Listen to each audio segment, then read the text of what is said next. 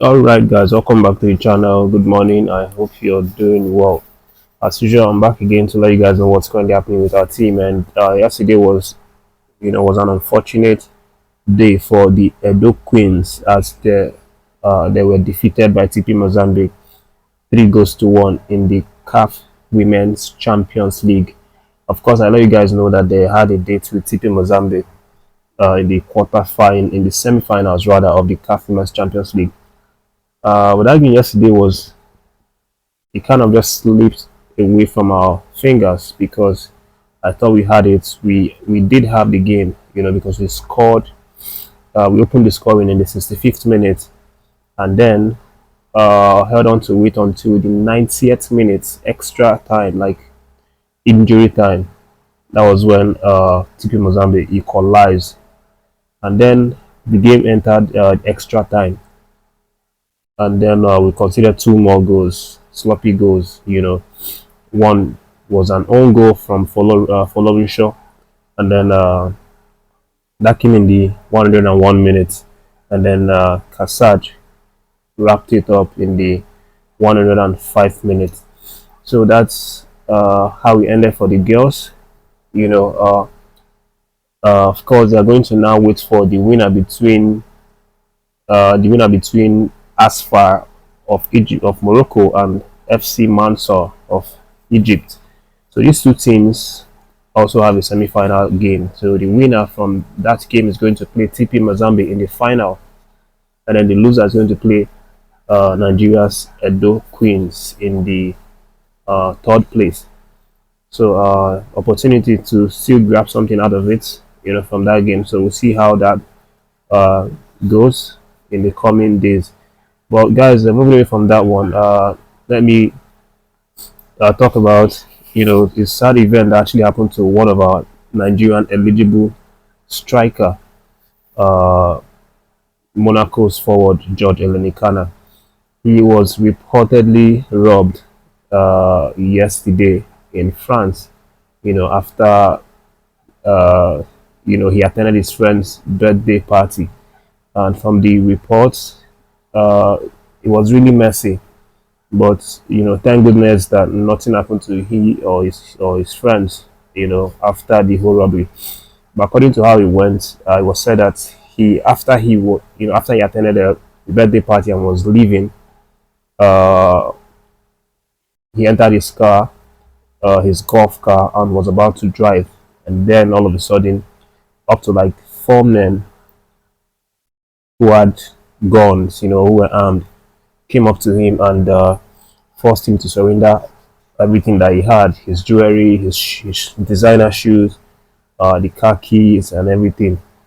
And he gave them everything. And while they were driving, while they were, hurrying up to drive away to steal everything, they apparently crashed the car. They got in an accident with his golf car that they stole on the spot, and then they decided to leave the damaged car, and then just run away on foot. So as at the time of this report, these perpetrators have not been found, even though Illenekhana has you know filed uh, filed a statement in the police station, and investigation is still currently going, but they've not been found. Well, I mean, the important thing is that he still has his life. He was not injured at all, for from the event. So obviously, it's good to hear. But then there's the aspect of emotional trauma, from such event, and of course, that's something that could be worrying, especially that he has a game, this weekend with his Monaco side. I'm sure the Monaco management will be hoping that this doesn't affect him way too much. Uh, that it shows in the match. But of course, they're definitely going to maybe have him see a counselor, a therapist to help him with that one. Well, moving away from that, guys, Justin EGUAVOEN, of course, has had a few things to say after our last disappointing game against Rwanda. There's been lots of questions from journalists who has been asking him a lot of different problematic questions that you cannot really answer. You cannot really avoid answering. So and that has actually drove him into criticizing a number of our players indirectly. For example, the likes of Kelechi Iheanacho. Something he said about Iheanacho, that Kelechi is an asset to Nigeria. We have given him lots of opportunities, but he's just not living up to expectations. I think Kelechi needs some encouragement. So Austin Avon apparently indirectly criticized Kelechi Iheanacho for not, really delivering as much as expected. You recall in the last game, he was actually substituted in the second half, to allow Chukwueze to come in, and we obviously saw the difference that Chukwueze made. But it's not just Kelechi Iheanacho. We also have the creative midfield area as well that's lacking, that didn't show, in the last game, as well as the other previous games as well. We've also criticized this position, that we don't have yet players who play in this position and are able to create chances, create through balls, create assist, help our strikers get the ball, so that they'll score. Why he was saying this was the criticisms that come on the strikers for not scoring goals, Victor Boniface and the likes. So the coach was saying that yes, these players are not scoring goals for sure. These strikers are not scoring goals for sure, but sometimes it's not just their fault. It's also the fact that they are not being fed, with the ball. There aren't any creative midfielder who sits deep and then gives them that opportunity to run in and then strike the ball.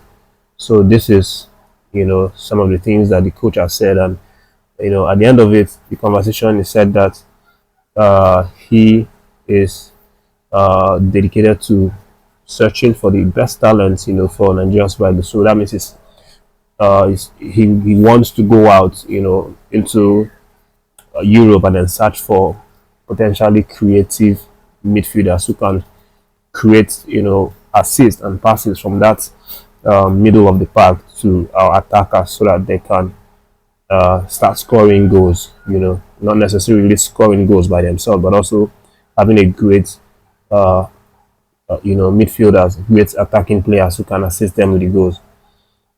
So that's what he has said now. Of course, the camp has been dissolved. All the players are now returning back to their team, to their club sides, to start competitive games as well.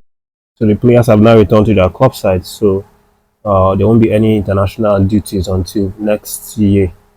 But that's the update, guys. Thanks for watching. Subscribe to the channel, leave a like for the video, and stay tuned for more videos.